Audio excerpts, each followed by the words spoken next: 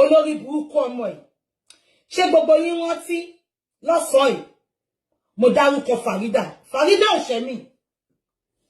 Farida ò ṣẹ̀ mí. Ṣé mo ìjọ tí mo kọ́kọ́ máa fi jáde fún Larit gbàrà. Ṣé rántí? Ìjọ tí mo kọ́kọ́ jáde fún Larit gbàrà. Ṣé rántí? Tọ́ ẹ̀yin èèyàn wa Bukky Jesse ó ti tún bẹ̀rẹ̀ wàhálà pẹ̀lú Lizzy Anjorin nínú fídíò yìí.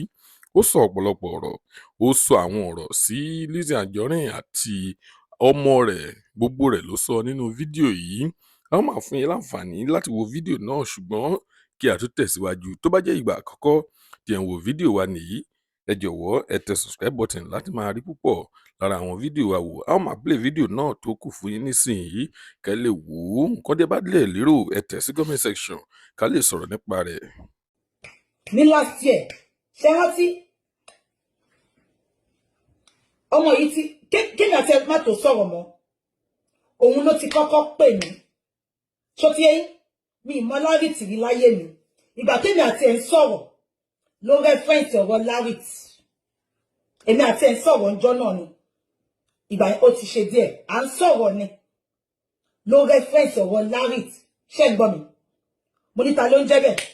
Ó lóun àti Larit ti jọ gbé rí. Gbogbo ọ̀rọ̀ tí mo wá sọ pa Larit níwájú Ọlọ́run àti ènìyàn, olórí burúkú ọmọ ìlú sọ fún mi. Tí gbogbo yín bá rántí, ṣé ń gbọ́ mi? Tí gbogbo yín bá rántí ńjọ́ yẹn, mo sọ mọ́rọ̀ ìgbà tí mò ń bú Larit. Mo sọ pé Larit, àwọn ọ̀rẹ́ ẹ̀ gbé nǹkan wá fún mi, ṣùgbọ́n mo wò pé wọ́n fẹ́ kí n máa jà lọ, kí n máa bú ẹni. Àbẹ́ ẹ̀ gbọ́ mi? Ọmọ olórí burúkú yìí. Ọmọ olórí burúkú yìí. Kò sẹ́ni tí ò bàjẹ́ tán fún mi nínú tíátà yẹn. Ẹ̀yin ò dẹ̀ ń wò wọ́n. I don't watch it. Mi ìmọ̀ Larit rí. Mi ìmọ̀ rí. Olóhùn àti Larit ti jọ gbé rí. Ẹ bá confirm bí wọ́n jọ gbé rí. Mi ìmọ̀ bí wọ́n jọ gbé rí. Bó ṣe sọ́njọ́ yẹn nìyẹn. Ó ní sis, ẹ wá.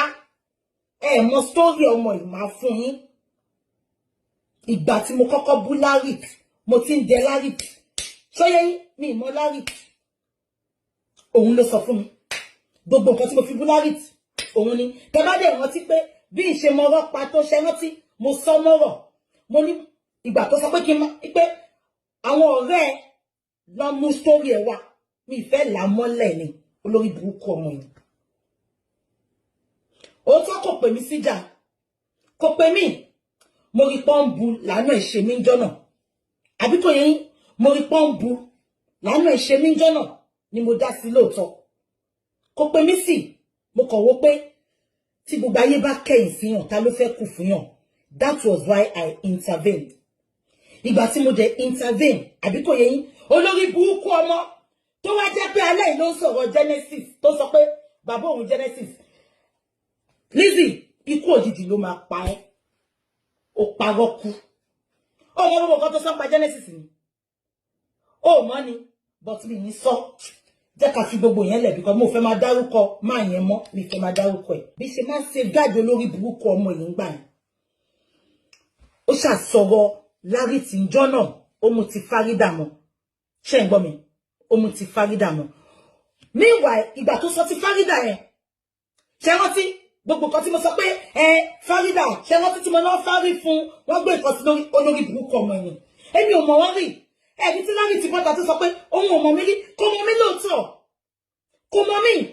Olórí burúkú ọmọ yìí ni. Báwo dẹ̀ ló ṣe bẹ̀rẹ̀? Ìgbà tí òun ló bọ́ta, ṣe mọ̀ ìgbà tẹ́mi bọ́ta.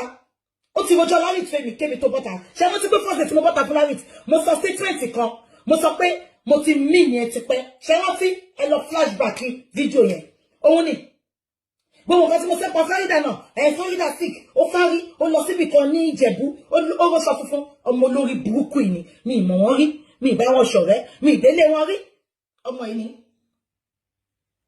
Ọmọ yìí ni o. So, tẹ́ bá gbọ́ nu voice note yẹ pé mo sọ̀rọ̀ Farida náà.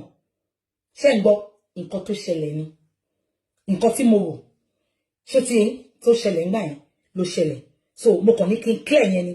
Kò ṣe pé mo mọ àwọn